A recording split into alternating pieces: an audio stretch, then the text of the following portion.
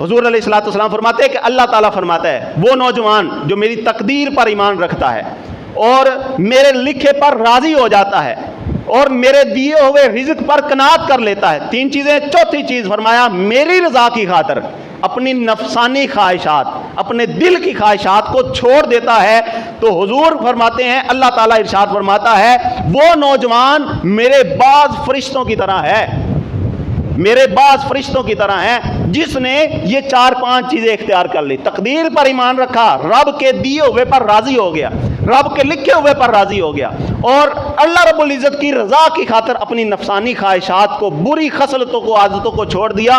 उसको कैसा इजाज़ मिल रहा है? रब फरमाता है वो मेरे चंद फरिश्तों की तरह है, मेरे नेक फरिश्त चंद फरिश्तों की तरह है। और इसी तरह नौजवान अहबाब, आप जो बैठे हैं, आपके लिए ये हदीस पाक मैं अर्ज़ कर रहा हूँ और कोड कर रहा हूँ। नबी पाक सल्लल्लाहु ताला अलैहि वसल्लम ने इरशाद फरमाया कि जो नौजवान अल्लाह पाक की हराम करदा चीज़ों से अपने आप को बचा लेता है।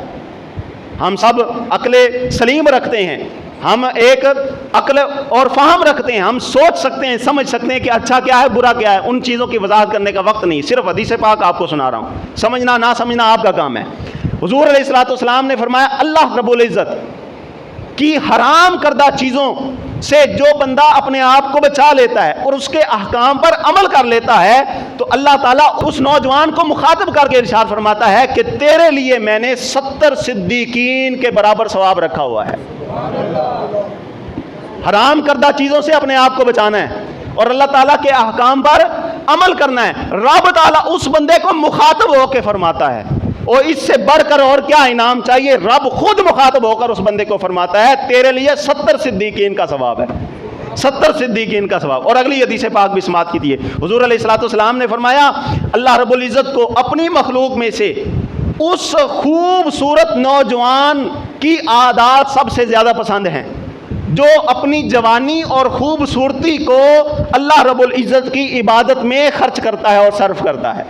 वो नौजवान जो अपनी खूबसूरती और जवानी को अल्लाह रब्बुल इज़्ज़त की इबादत में सर्फ करता है, अल्लाह ताला को वो नौजवान अपनी मखलूक में से सबसे ज़्यादा पसंद है। और हो अगला इनाम क्या मिलेगा? अल्लाह रब्बुल इज़्ज़त फरिश्तों के सामने उस बंदे पर फख्र करते हुए फरमाता है, ये है मेरा हकीकी बंदा जिसने अपनी जवानी का खूबसूरत दौर मेरी याद में गुजारा है, जिसने अपनी खूबसूरती को गुनाह के लिए इस्तेमाल नहीं किया, जिसने अपनी खूबसूरती को बदकारी के लिए इस्तेमाल नहीं किया, जिसने अपनी खूबसूरती को सर्फ किया है तो मेरी इबादत में सर्फ किया है।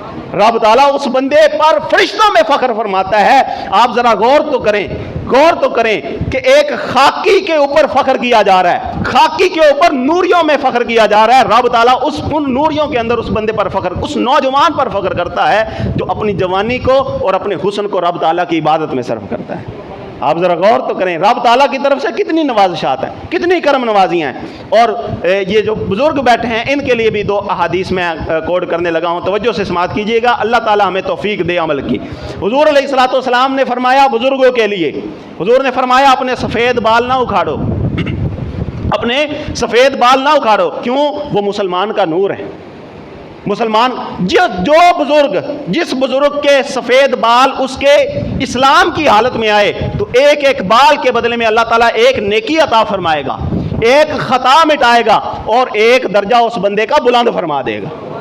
और दूसरी हदीस और बात मुकम्मल, हुजूर अलैहिस्सलाम ने इरशाद फरमाया, जो बंदा इस्लाम में बूढ़ा होता है रब ताला उसके बुढ़ापे को क़यामत वाले दिन नूर की सूरत में पेश फरमा देगा।